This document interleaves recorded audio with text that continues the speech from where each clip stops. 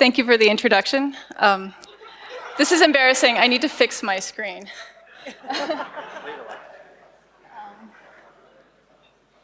Okay. Okay, that fixed. Yes, okay. Computer scientists are excellent at technology. Okay, so this is a panel with, so I'm the least renowned person on this stage. So I'm going to introduce our lovely panelists, and then I'll explain what we're doing here. So to my right is Julia Angwin, who is an awesome investigative journalist at ProPublica, which is a nonprofit investigative journalism organization. She has written a book about surveillance called Dragnet Nation. She used to be at the Wall Street Journal, where she led a privacy investigative team. So she is awesome and super great. Next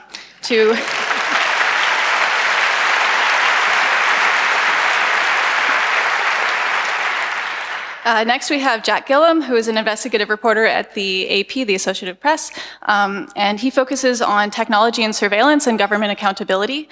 He spent the last year uncovering a US government plan to overthrow Cuba using fake social media, so you may have heard about this story.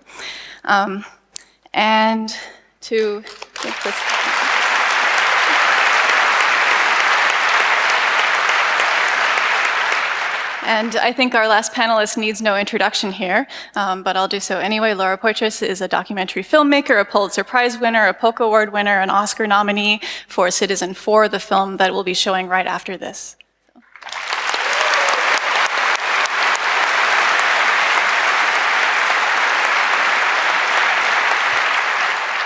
And my role here, as it was explained, I live in the ivory tower and I pontificate about cryptography. So that will be my role here, is to be the ivory tower cryptographer.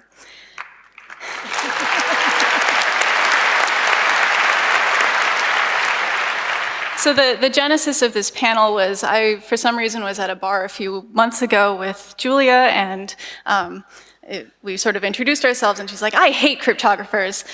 And I was like, why? We're so harmless. And I mean, her explanation was basically that every time she talks to a cryptographer, they sound like this. Some long-winded story about Alice and Bob that has no relationship to reality. And she started telling stories, and I thought these stories were amazing. And also they sort of changed my idea of how sort of cryptography related to how journalists actually practice. So we decided to organize something where we could have a conversation with the community about how cryptography and journalism interact. And this is sort of, you can think of this as QA testing for you guys, that you have a bunch of sort of QA testers who have done some things and they have some feedback for you. And maybe we can have a conversation. You can suggest some ideas for what they could be doing to secure themselves better, and they can give you some ideas of problems that they have that are not being solved. So that said, okay, let's do this. All right, so if you are thinking about journalists from the perspective of a, say, cryptography practitioner or like a security professional, you think, okay, what is the task that a journalist is trying to accomplish? They need to communicate confidentially with their sources. Confidentially meaning like some eavesdropper can't view the conversation that they're having. All right, step number one, Alice and Bob install some crypto software.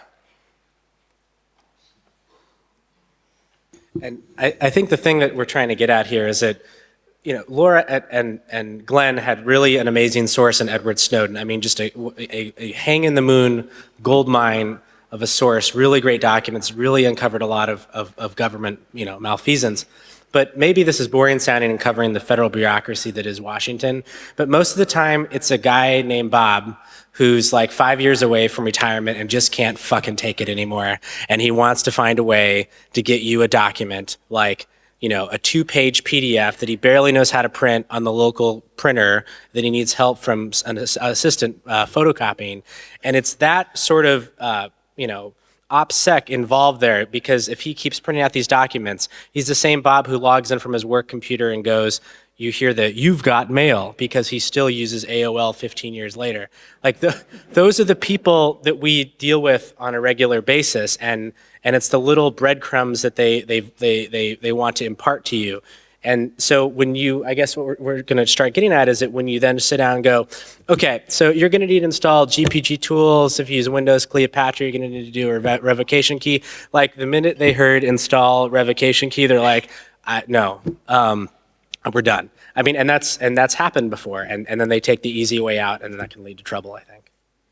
Right, and unfortunately, the easy way out is that they are unsafe, right? And so one of the challenges for journalists is that we are trying to keep our sources from making mistakes that will then hurt them, and also hurt us, but more them often. And so, all the time people send me things from their Gmail account at work, on their work computer, thinking somehow that was some secret transmission and that their bosses will never find out. And it's just unfortunate. So the thing is, what we want to talk about is sort of how the bar is so much lower than you guys maybe understand in terms of like what we're dealing with. And Edward Snowden obviously was like this perfect source who came fully encrypted, and I have yet to meet a source like that. I'm waiting.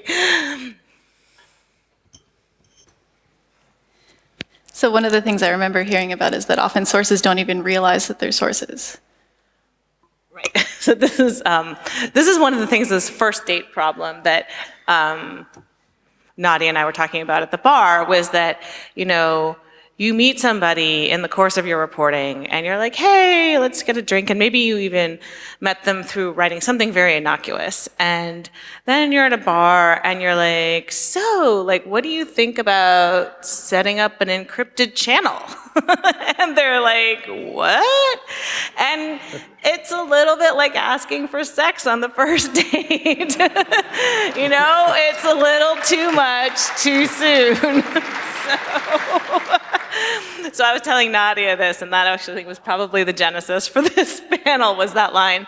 And I've done this, right? And I've tried to convince people, and they're like, I don't even actually know what you're talking about. Sometimes it's successful, you never know.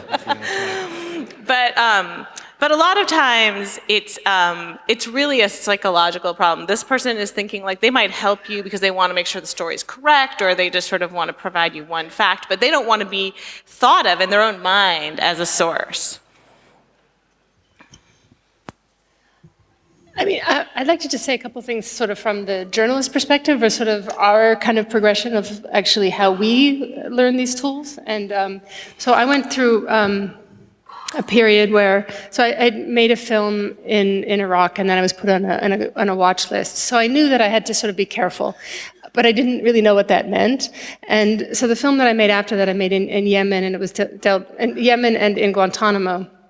And I knew that like digital communication was not safe, so I was like sort of danger zone.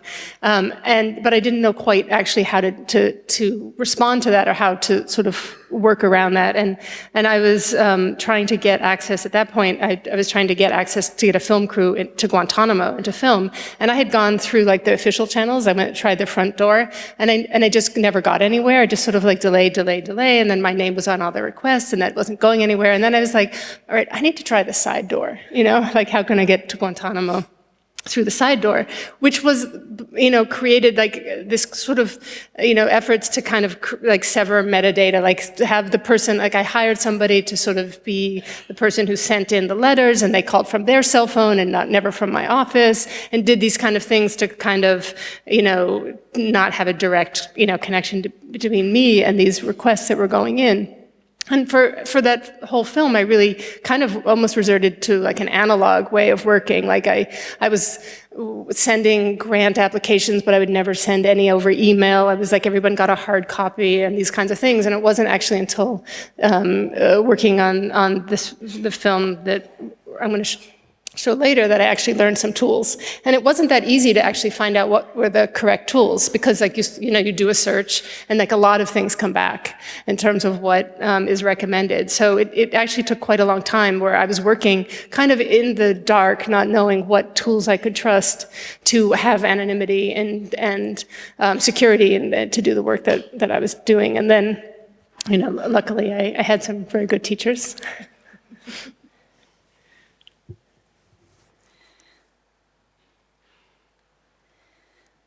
So what does work? Say it again. Is there anything that does work? Anything that doesn't work. Does. That does work. How do you mean? Like, I mean, Jake Applebaum and I are doing a talk tomorrow, and we'll talk about some things in terms of that work. So there was one last problem that I remember discussing about the difficulties of installing crypto software, which is that if you were at a bar, imagine you're at a bar, you pull out your phones, you're installing the software. Right, so one time I did manage to get someone convinced to do this on the first date at a bar, and I thought that an encrypted messaging app would probably be the easiest thing, you know, a cell phone app. It was silent text at the time. And so I sat down with my source and I was like, this is gonna be so much fun. It's just like fun, you know, be like a fun way to just communicate. And so, you know, it's one of those things where sort of it takes a long time to download, and then there's a lot of verification actually that you have to do. So there was a verification key that like we had to exchange with each other, and for some unknown reason, we just took an hour to do this. And by the end of it, we were both sort of like covered in sweat and exhausted, and like it was a little like sex on the first date, and we were, and you know the thing is that. Silent Circle, we were using it. It was really the early days. It had just come out because there wasn't that much crypto that I felt like I couldn't ask this person to try to use GPG. So, so we had these calls that it was like in the 70s, you know, where like I would talk and then there'd be like a 5-second delay and then she would reply. And I realized, you know, that it was too painful, and we both kind of gave up using it after several months. And so, but we gave it a really good try. But it's just sitting at a bar trying to do this when you've had 2 glasses of wine is, we probably weren't, you know, at our best for these tools. Okay, so once Alice and Bob have successfully installed some crypto software, the next thing they do is exchange keys. This is, you know, one of the great things in the greatest developments in cryptography ever, public key cryptography. You exchange keys. It solves the key management problem. And unfortunately, the reality of the key management problem today even still looks like this. So my family, like including a relatively renamed Nameless, likes to use, you know, the different search engines out there that are installed on our browser, like Bing. You know, Jack, have you Binged this today? And I have no idea what she's saying. And these are the people who we are dealing with in Washington who like have this rudimentary understanding and have their kids fix their iPhone, or you know even younger people don't really understand this. So when you say the words "open up terminal" or "open up the command line" in Windows. Again, like we were saying earlier, I mean, that's when they sort of freeze. And part of this is, and maybe somebody in the audience can correct me if I'm wrong, but in Windows, you know, which I have to use for my work, Cleopatra, you can't out of the GUI create a revocation key. So at least that I haven't been able to find. And so, and that's obviously a very critical part. If your laptop gets stolen or compromised or whatever, you need that revocation key. And just even explaining it to very smart, you know, almost tech-savvy coworkers are like, well, wait, what? It needs 2 hyphens with the revoke, and it's just that complicated mess that, you know, for us, you know, it's maybe not that hard to just fire up the terminal and type a command and bash and be done with it, but it's that critical step that people tend to bypass. I think we're going to talk about the shortcuts that people take too when these things get hard beyond what they're used to, and not to paint our industry that, you know, a lot of journalists are dunderbusses or something, but you know, we're set in our ways. I mean, we spend, you know, 10, 20, 30 years. We know how to report a story, how to turn the screws on people, how to get the documents, how to file the public records request. And we're sort of been doing that, chugging along for a long time. And all of a sudden, and particularly after the Snowden disclosures made us realize more than anything, and after, you know, my colleagues at the AP to boot, where their phone records were subpoenaed by the Justice Department. I mean, sometimes they really are out to get you, and you know, this is critically serious. So it's I think trying to teach an old and young dog new tricks, and it's very difficult, I think. Also, I just want to confess, I don't have a revocation key, I'm sorry, or a separate subkey. I've been meaning to, but honestly, I find it kind of challenging. It's taken me 2 years, 3 years of like really working at using GPG, and I feel like I kind of have my little system duct taped together. And so, and lest you think less of me, which I'm sure you do, I am probably the most tech-savvy journalist in every newsroom I've been in. I grew up in Silicon Valley. I started programming in BASIC in 5th grade. I do actually have some credentials, but I find this stuff incredibly challenging. Just one question. How many people in this room understand everything that's on the screen right now? Everybody. Yes. We need more sources like you. Seriously. How many of you guys understand everything that's on the screen right now? I'm the guy who went to the Linux users groups parties growing up and had no friends, so I understand this a little bit. But I loved it. I wouldn't change it for the world. But. I think I understand it. That doesn't mean I succeed. Okay, so once Alice and Bob have exchanged public keys, they need to verify the authenticity of these keys. So Alice and Bob need to verify fingerprints. Laura, you should tell like the best case scenario, right? Yeah, I don't know how many people. Micah Lee, who works with me at The Intercept, wrote a lengthy piece about how he helped my initial contact with Snowden. And what had happened was Snowden had tried for a while to get Glenn on encryption. That didn't work. And then actually the way that Snowden found me is he emailed the Freedom of the Press Foundation, which is an organization that I'm on the board of, and trying to get in touch with me and get my key. And I think also wanting to somewhat verify that the key that he got was correct. And so then Micah sent me an email, an encrypted email, and said, hey, some guy, or some person who didn't know the gender, wants to get in touch with you. Can I give your key? And I said, sure. And then he then emailed, and we did a first exchange. His first email to me was to my true name account. It was at Gmail. Maybe I don't think I said that before, but it was. He then actually, but that email has already been published, his email that he sent it to. So then he said something that was like, certainly got my attention, which I think was that he was in the government and that he wanted to share information, and that no matter what happened to him, the information should make its way to the American public. And so that certainly got my attention. So then he asked me to create a new account, an anonymous account, and to contact him. He sent me a fresh, he contacted me at a new email address with a fresh key, asked for one, and then he asked me to figure out a way to verify it, and he gave me some options, and one of them was to have someone tweet it. And so he actually recommended that Micah tweet the fingerprint. So then I emailed the fingerprint to Micah, and I said, hey, I didn't say too much about the first email. I just said, would you mind just, putting this in your Twitter account? And he did. And so that was how Snowden was able to verify my fingerprint. And that was, like a couple, probably a week or 2 weeks after we started corresponding. And then we were sort of on an anonymous, both, my communications were severed from my true name, but I was still using the same computer. And then the next email that I got after that one was the sort of holy shit email, which is when I realized that I really need to create sort of a real blockade between anything that was tied to my true identity and these communications.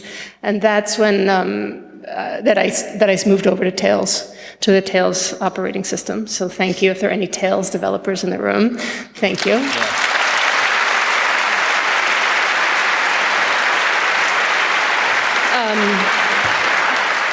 I could continue on a little bit in the story, and then we can come back. So he actually, Snowden had said, for most security, you should use Tails, and I I'd known of it, but I wasn't using it at that time. And so, but I did have a bit of a dilemma with it because I didn't really have confidence of how to verify the download, the certificate. And actually was back in Berlin, and I was a friend of a friend. One of the friends in the room gave me the name of another person whose last name I actually never knew, who set up a Tails disk for me on a computer, which was a computer that I purchased with cash in New York. So there was nothing tied to my name in the correspondence from then on. So that's like above and beyond levels of verification and trust verification. And then I guess I'm going to play the part of like the complete hapless one here, but I thought one of my sources, key verification in terms of numbers would be too hard, so we tried to do the shared secret on OTR. I managed to get this person on OTR, and I thought that it would be really easy if we didn't set up a shared secret in advance. I just thought we would be able to come up with one. So I said, when did we first meet? And then, or where did we first meet? What location? And the person answered wrong. And then that person asked me a question of where we first met, and I answered it wrong. Turns out we had no idea where we had first met. And, so that didn't work. How many people in this room have had that problem? I feel better. All right. So now we've successfully verified the authenticity of our keys in our software. Step number 4 in confidential communication is Alice and Bob actually initiate confidential communication with each other.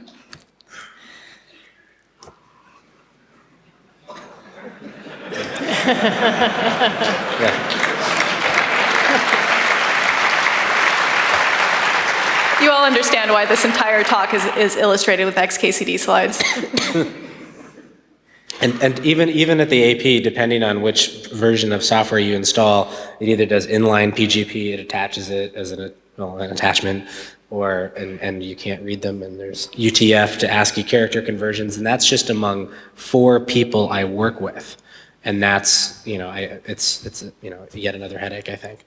We're not bagging on this entirely. I mean, the story, the Cuba story that Nadia was mentioning, we used PGP extensively when we did work in countries that, shall we say, aren't really very favorable toward the press. We used other tools, which I'm sure Laura's going to talk about in the future. Secure voice communication tools like Whisper Systems, the Signal, we use that quite a bit, and it worked very well, and other sort of tools. So don't take away the impression that this is all garbage and we're throwing up our hands. It's just that your mileage may vary. Right. I mean, I guess I could just bring in like yet another sad story. So one time I was really proud because I was really getting like a good PGP communication going with somebody, and then all of a sudden we started dropping plain text, and basically it turned out that one of us had it set only to accept, okay, I'm going to get the technology wrong, SMIME and PGP, and one of us was not accepting SMIME, and so the whole thing fell apart. And once again, I just felt like every time I think I've climbed like some way up the mountain, it turns out I'm really just at base camp. I will confess that I have dropped plain text with people on this stage. And let's see. Okay. So, okay. I guess, let's see. We can talk about once we've moved on from confidentiality. We've talked about this a little bit already. Of another property that journalists need with sources is anonymous communication. Laura was talking about anonymous, unlinkable communication. So what this looks like is, say, the simplest case, even not using so much cryptography, is if you want an unlinkable thing, this is what Laura just did. She purchased a device with cache and then installed software on it. So Alice, our journalist, might purchase a burner phone with cache, maybe install some encrypted communication applications on it, install all the contacts so that they've been verified by her, and then say mail Bob his special burner phone, and then Bob can use his burner phone to securely communicate with Alice. This is straightforward. This is taking all of the responsibility for installation and verification away from Bob, our hapless source. So how does this work in practice? Yeah, so colleagues of mine actually think that this is a true burner phone. It's not. It's tied, particularly when they do it on their phone, they tie it to their Apple ID and then make what they think are anonymous phone calls. This was sort of by accident. Nadi put the slide in because the one use that Burner, actually as an aside, Burner had was obviously it's an app where you can select an area code and for a certain amount of credits create a phone number that masquerades from that area code. Well, not masquerades, and they can call you back on it. And I remember once dealing with a former Washington official who we got a document how he's got some big payout from an organization, and he wouldn't obviously pick up my 202, that's a Washington, D.C. area code phone number, wouldn't pick up a block number, wouldn't do it. So I figured out where he lived in his rural state where he retired to, and I got that area code and called him up, and he called me he answered in a tizzy because I swear to God, he thought I was the plumber who was running late to come fix it because he probably picked up the phone they're like, oh, okay. And he's like, I just got done with a workout, or are you still coming over at 10? I'm like, Mr. So-and-so, it's great I got you on the phone. We're preparing a story in an hour that says that you did X, Y, and Z. And that's, I think, the only time that, this is not do not use this for anonymous communications. It's to basically, in my experience, it's to, hit them with the area code that they think is friendly fire, or is a friendly number when it's not. So one time I bought a burner and did the sort of Alice and Bob thing you just laid out, and I sent it in the mail to my source, an executive at a company who was trying to share all sorts of damning information about his company. And we met in a cafe, and I said, I'm going to be sending you a phone, and he agreed. This was not a first date problem. We had been talking for years, so he was willing to set up this encrypted channel. And then I would call, I would text, nothing, no response. So finally I had to call, be like, what are you doing with the burner phone? He's like, oh, I never bring it anywhere with me. I just leave it at home. So it never, just it didn't have enough room in his pockets, right? You have one phone. And so, once again, I was like, I would end up calling to tell him to go pick up the burner phone. And so that was a pointless exercise. Yeah. And the burner thing is difficult too. Particularly, at least in the States, the stereotype, it's like you must be a drug dealer if you're getting a burner phone with cash, and you really look like I'm a journalist by training. I don't care. I look like an odd duck for a living, and that's fine. I'm fine being the weird guy. But when you're there, the AT&T store, whatever, you're topping up your SIM card, and you're like the guy pulling out wads of cash, and you don't really want to give your driver's license because you don't really have to, and you're given a name that the guy knows is not your real name, and you're doing this weird dance, and it's like a terrible Christmas dinner. It's just like, I just want to go home, just give me the thing and go, and you got to do that to fill it up, and it's So basically, we need to normalize the burner phone or something. Do any of you use Tor? Yeah. Oh yeah, all the time. I guess we heard Laura's success story with Tails. I don't think any of us could do our work without Tor. Really. Yeah. I think we use it every day. And even for people who don't understand, DNS, all I do is, I don't know why I use this website. I I put them down. I go, particularly since the AP has their own net block, and you reverse look up that address, it says the Associated Press, whatever, 33rd Street, New York, and you go to ipchicken.com or whatever. I'm like, look, somebody who's monitoring a government email or a government web server, you're immediately tipping them off that you're hitting them. I mean, there's many uses for Tor besides that, but just the little things that always seems to they're grasping. They're like, oh, they really know it's me. I'm like, yeah, they know it's you. I mean, so. Actually, Tails is like my favorite sort of success story. So with fellow journalists, actually, who find all this other encryption difficult, I find that actually showing Tails is easier because it's sort of this controlled environment. So I've had some success getting some colleagues to use Tails because it's sort of simple. The idea is a little bit simpler. The idea that you just have this separate machine, that you just do this, and it's sort of the box is built as a default to make you kind of make the right choices. And so it's probably my favorite tool. I think that segues into sort of the last journalist task, which is keeping notes and data. And of course, from the perspective of the hapless cryptographer, this is easy. Alice wants to keep some notes. She encrypts the data to her private key. Nobody but her can decrypt it. So then, of course, situation number one, collaboration with fellow journalists. I mean, there are times, I'm just thinking of in recent memory when we've had, the AP is a global news organization. We have people all over the world, and sometimes we need to, communicate securely. And like I was talking about earlier, and again, it's not malicious that people do this, but they're just so used to picking up the phone using, plain old telephone service and just dialing, 011, the number, what have you. And I just remember, coming close once to being on a call where people were calling in from, shall I say, hostile countries toward journalists and their sources, and we were all calling in using these unsecured lines, and then we all sort of realized what we were doing, and it was, it's like, we all sort of realized, oops, we left the back door open. I think the cat just got out, and it's too late.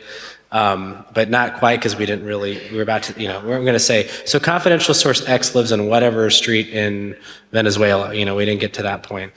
But even when we're sort of used to it, and, after Snowden has sort of showed us that, and the AP subpoenas that, people really want your data. They will get access to it, and this is, no laughing matter.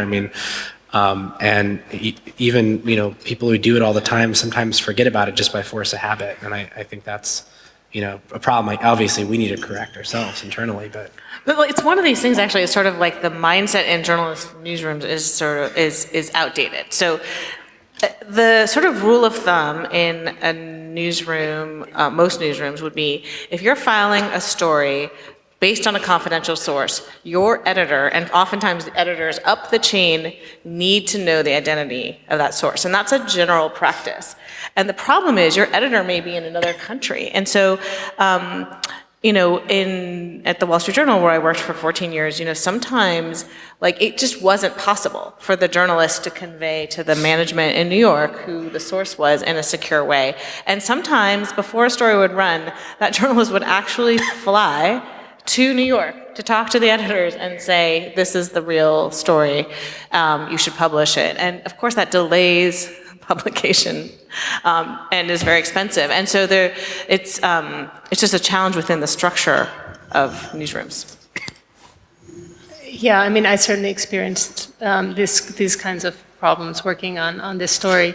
Right before going to Hong Kong, the Washington Post got very nervous, and there were a bunch of lawyers that were making phone calls. They were all in the clear, and they were sending emails about what was going on. And I really freaked out, because it seemed, this was the most risky time to be having these kind of communications over anything electronic.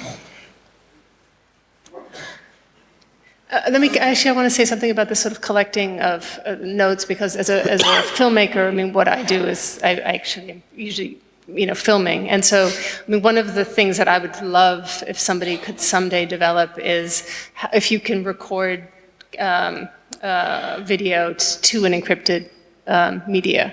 And so you don't have unencrypted media on you, because that's pretty risky depending on what situation. If you happen to be, for instance, filming a protest and you're not able to, pull out an SD card in time. When I was in Hong Kong, I was concerned that we'd be raided, and so every day I was backing up the media and putting it onto encrypted drives, but then I had to physically destroy the SD cards because I didn't want the raw footage to ever fall in anyone else's hands. And it happens a lot when you have people who are working in, in protests in Egypt, for instance. If they get your camera, they can potentially get a lot of information if you can't get your media out in time and do something with it.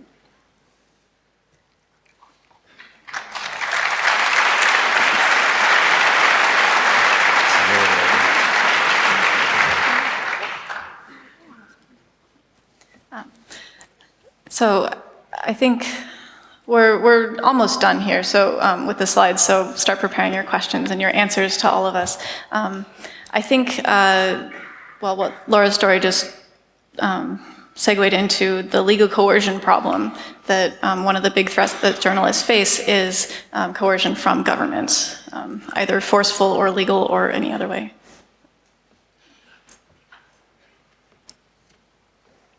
Does our AP representative want to talk about the problems that the AP has faced?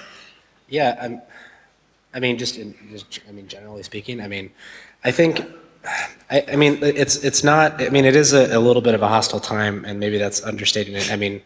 For journalists, and I apologize. I come from a very American-centric point of view because I'm a Washington journalist, but it's sort of conversely the most transparent administration in global history. But, we were talking about MC catchers the other, an earlier panel, and, this is the same, meanwhile, government that turns around and tells, my colleague and I found out that tells local law enforcement they can't even release details about what the local police do. And, it's very secretive about, getting, when they got our phone records,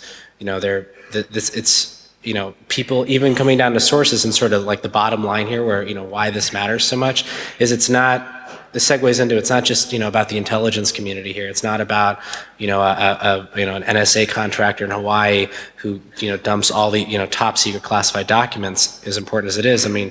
These are people who work in state houses and in companies. As Julie was saying, like a company that's crooked. And people lose their jobs for this. They lose their mortgages, they can't pay their bills, they can't feed their families. These are very real effects of talking to the press, just talking to us. And I think we owe it to sources to do a better job at this. We have the tools at our disposal, and with the help of the crypto community, I think we can, really do it right and make this better, so we can have better journalism and hold people accountable. It's so cliche to say, but that's the reason why we do what we do. And, we can't just, go back to a plain text world when encryption is, clearly the next forefront, so.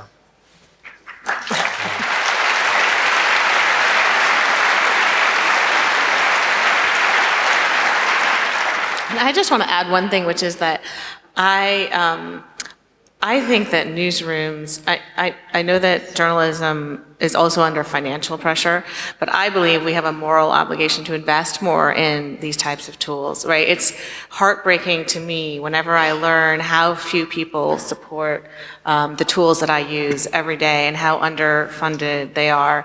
And I personally try to donate, but I don't have, I'm a journalist, right? I'm not going to be able to pull this by myself, but I think our newsrooms would be well served to see these tools as central to our work and to invest in them.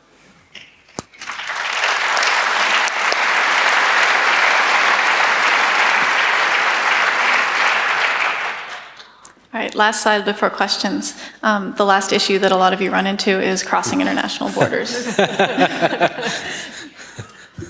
Okay, wow. Yeah, it's no man's land. In terms of legal, you have no protection, and they use it. The U.S. government, when I say they, in my case, I was over 6 years detained every time I returned to the country, and they photocopied notebooks and threatened to take electronics many times. They would stack them in a pile, and then I would say that I was a journalist, and we would have long fights, and they would say things like, well, this will go much faster for you if you just give us your passwords. And I'd say, that's not happening. And then they'd say, well, if you don't answer our questions, we'll find our answers on your electronics. That was one of my favorite quotes. Ultimately, I moved to Berlin because of this problem. Because of the project I was working on, I didn't feel that I could protect the source material I had and cross the US border. And so I was shooting and filming, and then I would, leave footage outside of the country, back it up, and then return home, and did that for a while. And then once I needed to start editing, then I came to Berlin and started working there. So it really was, created a huge problem for me to be able to do the work in the US. I think there's a question that we don't know how to answer. Is it safer to bring data across a border with your person or to send it electronically? Maybe the answer is just no. I think a trusted, second party would be probably the safest. If there are no more stories that our other panelists want to tell. Well, I haven't obviously left the country. I still live in New York, but I have, for the past several years, after one source called me and said, look, I know you're about to go on your annual trip to India. I go every year to visit my husband's family in India at Christmas time, and this person said, I just can't have my name in your contact list if you're going to bring your phone across the border. And at that moment, I realized, oh my God, I can't bring anybody's name across in my contact list. So I realized I had to leave my phone behind, and I have continued to leave my phone behind on every international trip, and also my computer. I have what I call a zero data policy crossing borders, which, by the way, means I don't have anything, right? So it's really inconvenient to come with no data. It means that I get less work done, I'm less productive. I bring a Tails machine, and then I have some documents I might want to work on a stick. But it's not a great and convenient way to do reporting. And my editors, despite supporting me, are really annoyed when I don't reply to their emails. All right, so I guess with that, we'll open up for questions and answers from all of you. Thank you.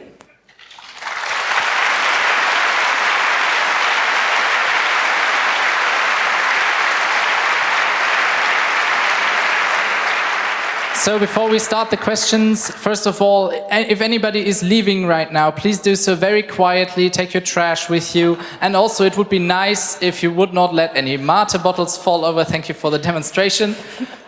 And also, if you have free seats now, then please already try to defragment a bit, like move inwards in your respective rows and make room on the sides.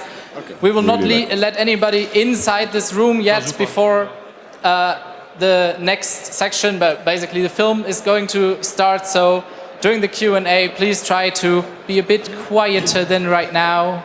A bit quieter, please. Okay.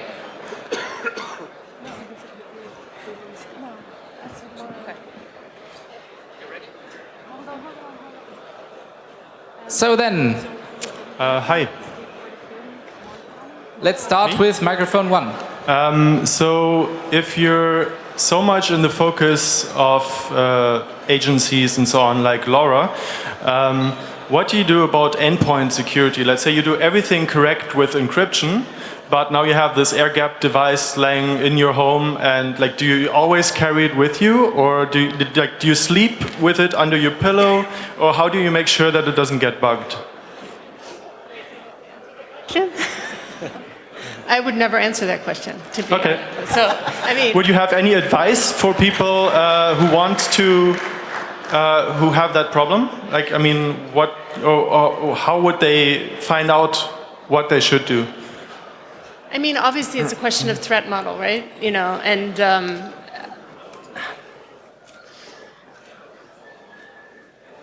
I don't know if Sarah Harrison is here. I know she's giving a talk, but she carries a lot of computers with her. That's sometimes what we do. There are times when you carry a lot of computers with you. And I think that there are times, where it depends, where that might be more necessary than others. depending on what you're working on or the political context in which you're working.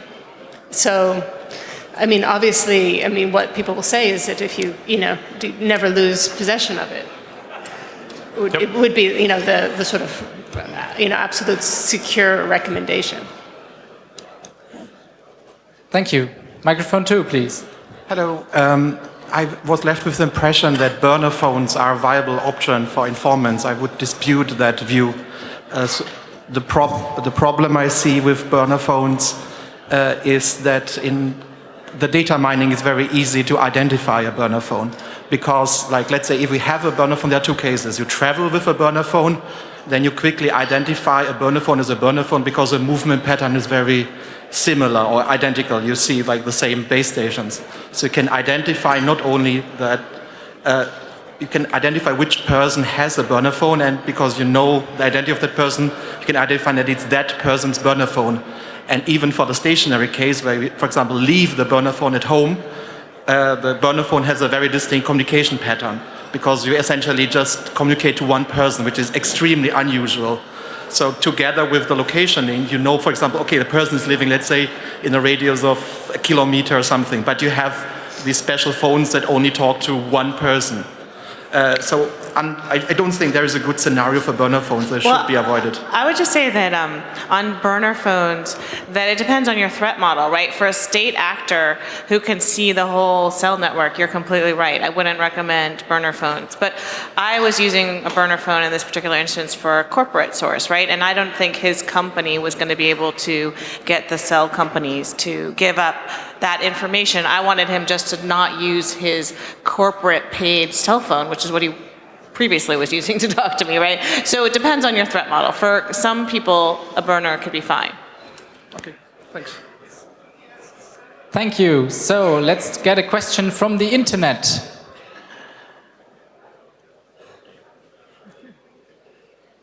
Can you activate the microphone? Okay, now it's activated. Hello. Well, there are 1,000 questions on the IRC channel, and I hope I can at least relay a few of them. Well, a lot of them are going about training for journalists. Like, are there any journalism schools or universities that are teaching crypto as an obligatory basic skill? Or what can a technical journalist do to lure more of their fellow students into some crypto parties? And also, how many days or weeks or years does a journalist, in your experience, need to really also get the point of encryption or secure communication, to be also comfortable with it? So this is all about this huge field. I knew journalism schools up to 5 years ago that like their prime technological feat, besides doing beat, as we would call beat reporting, was teaching people how to use Adobe Flash, and like that ticked the box with like the technology that needed to be learned. And again, maybe it's an old dog new tricks thing, or people who are in the business and they're like this crypto thing. I mean, those include journalism professors too, who never had to use this, never had to face this reality. I know Columbia University has a computational journalism track. I know there's been I'm not the expert on this, maybe somebody else is. I know that this has been at least a discussion in like the American journalism education community about, it's not just the crypto too, it's, digital public records requests and analyzing, big data, how to parse through it. All these sorts of things that, that go beyond the, notebook assisted reporting of days of yore, and I'm sure that's a discussion somewhere. I would hope so. I'm working with the Columbia Journalism School right now. Actually, I'm writing a chapter for a book that's coming out on what types of techniques journalists can use, and they are beefing up their crypto programs, but it's not mandatory. And the truth is that there's a lot of confusion out there about what are the best crypto tools, and there's one thing that's upsetting to me is that there are, every day I get an email from a new crypto program, and some of them are not really as encrypted as they seem. And so I think there's a lot of confusion in the regular public about what they should use, which is why, and you guys probably already know all this, but essentially I did a ranking with EFF of crypto tools on 7 criteria just to provide some sort of benchmark of what people might consider actually safe.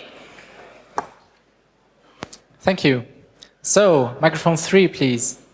Hello, thank you very much for your talk. I want to raise a question about a power structure that was not part of the discussion so far. I once gave a crypto party at a big Dutch news corporation for the Dutch people in the room called the NOS. And the journalists were super enthusiastic. They want to get started right away. And I said, okay, let's get started with installing Tor. And they said, we are not allowed to do that on our machines. But luckily there were some tech people of the NOS in the room, and we looked at them like, can you help them out? Can you give them permission? And said, we could, but we're not allowed because it's not part of our budget to install this, and everything's actually closed down, and if we change anything, it will all fall together. And they looked kind of panicked. And then it turned out that management had to come in, but they were nowhere to be found. And that seemed, and maybe you can relate to that, in a lot of news corporations, there's this management layer that in the end needs to be like part of this whole transition into like secure communication. Yeah, that's a really great question, because having worked for American news companies where they are cut to the bone, that is a very real concern. I mean, you have almost 2 parts, I would say, or 2 sort of issues. One is the money issue, because from an IT, I mean, from a newsroom point of view, we're like, well, it's a great source, let's do it. Pay any cost, bear any burden, we're going to do it. But then they're like, no, we only have X amount for fiscal year, whatever. And by the way, our Exchange mail servers are basically smoking. You can see one smoking. That's where the money has to go right now. The other one is to... What does it cost to install Tor? Yeah, exactly. And that's the counter argument to that is, it doesn't, and it's not what they're used to. They're not used to doing this. And so at least the success that we've had, or I've had in some news organizations, others have either as well, is sort of the, now a journalism professor, Matt Waite, used to be a reporter in Florida, has this thing called demos, not memos, like do this organic from the bottom up and sort of show how it works, do a test case, use free software, use Tor, use the Tor browser and the IP chicken thing that I was taught, whatever you want to use. And then people sort of have these little epiphanies like, oh, okay, that makes sense. And then that, and I've seen it happen even very recently. It starts bubbling up to the top, combined with the other news just in general about how, the government is basically looking over our shoulder. And, ideally that starts to collide. And the selling point for them is like Tor, or Tails, it's free, a cost of a DVD, and I'll give you 10 on the house. Just download it, And I think it's just a different mindset that they're not used to, just like reporters aren't used to it. Yeah, but also, I mean, there's a problem with IT departments in newsrooms being total control freaks and not letting anyone touch any machines. And that's not about cost or not understanding how it works. They're just, don't want anyone touching any machine, and they want to keep, access to every machine that goes out of a newsroom, and that just needs to stop. I mean, I think I was at Democracy Now! and Jake was trying to install OTR, and someone's, he said, oh, you should have OTR so we can talk, and he started to install it, and like a freaked out IT person came into the room. It's like, what are you doing to this computer? So they were able to know that was happening. A, that's sort of fucked up, and B, why would you ever stop that? And it's funny because then people do the workarounds, right? Like I was in a news organization once where I couldn't, it was locked down administratively. I couldn't install anything, so I just brought in my PowerBook, whatever it was at the time, and I installed it, and they were so concerned about security, but then I just took the Ethernet cable and just bam, right into the wall and got right onto the network. I'm like, okay, so like on one end we're concerned about security here, but on here it's no problem, okay. Thank you. Another question from the internet, please. Yeah, as I just touched the journalists, I now go to developers as the target group. So what tools would you need, or would other journalists need, that open source developers can develop and make better? And like, what features are really most important to you to help you make your job?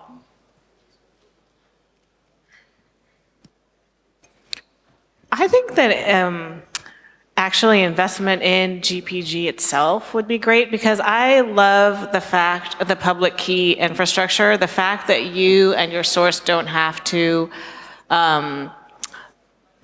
know each other, right? Because if somebody reaches out to you the way that Snowden reached out to Laura, there was a way, even though it's clunky, it seems to me that that method of sort of overcoming that first date problem of finding somebody and verifying them in a public way is still sort of our best hope. Those are the sources that we want to attract to us, is somebody who just thinks they might want to share something. And if we could make that easier, I would be really in favor of that. I still use GPG much more than I use any other tool, despite my constant frustrations with it.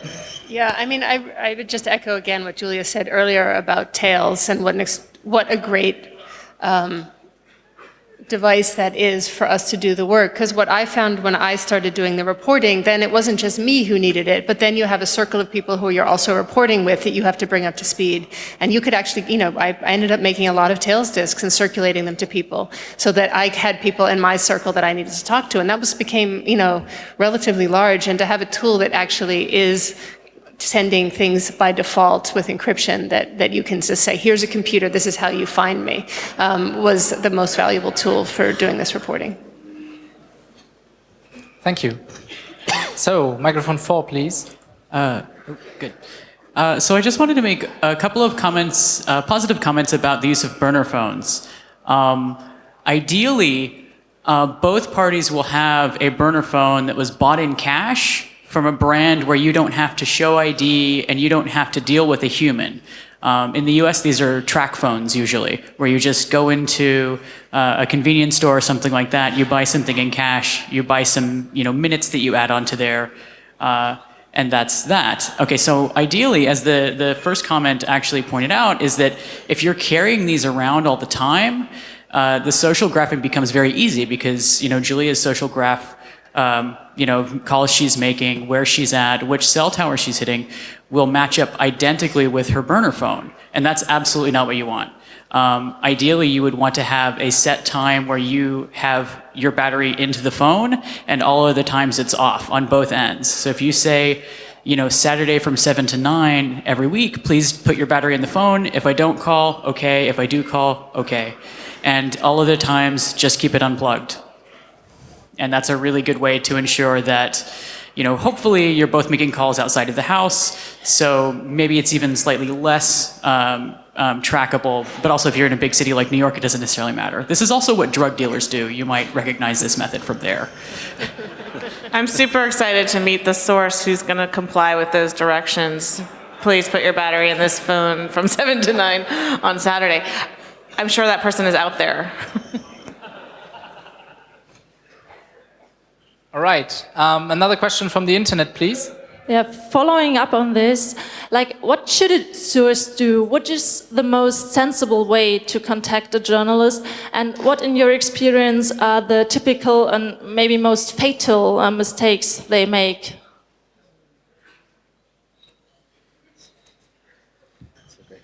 That's a great question. It depends on how secure you want to be.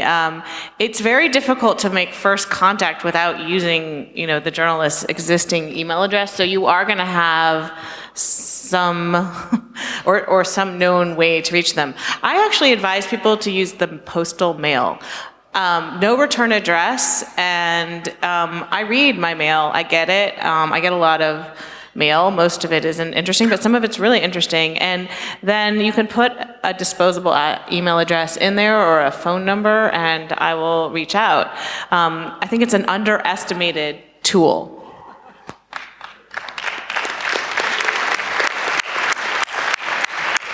Yeah, and I get letters all the time from, not all the time, but from people who do want to make that first contact if I haven't already met them at a previous social occasion.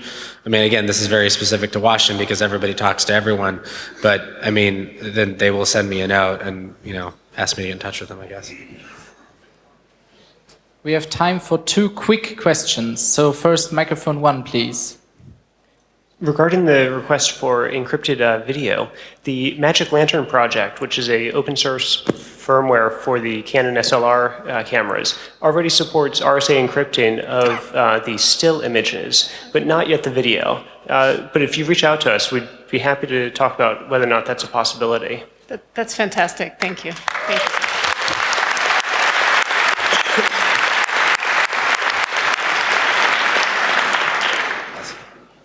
Okay, that was more of a comment than a question, but thank you. So, microphone 3, last question, please.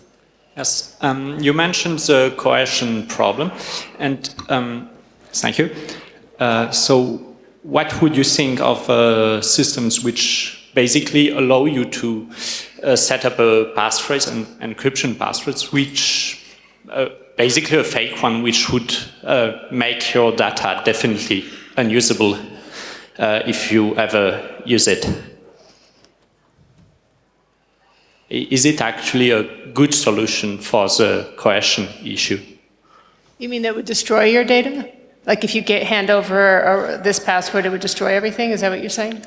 Yeah, or at least I think encryption in the context of the UK, that would probably be something that, because I think they can hold you if you don't comply with that. It depends on the context, but I think that would be very valuable. I don't know if it's been done. Yeah. Would you guys use such a thing? I would love to have such a thing. I think it's fun to have the idea of the escape handle, like stop the train, right?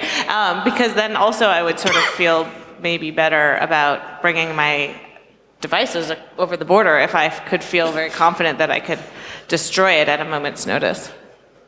Wasn't Hillary Clinton advocating for like a kill switch? No, wait, what was there? There was a kill switch idea, but that was something else. Never mind. Yeah. I'm pretty sure if you've already had a legal demand, that would be risk of contempt of court to use such a thing. Right. That's. Yeah.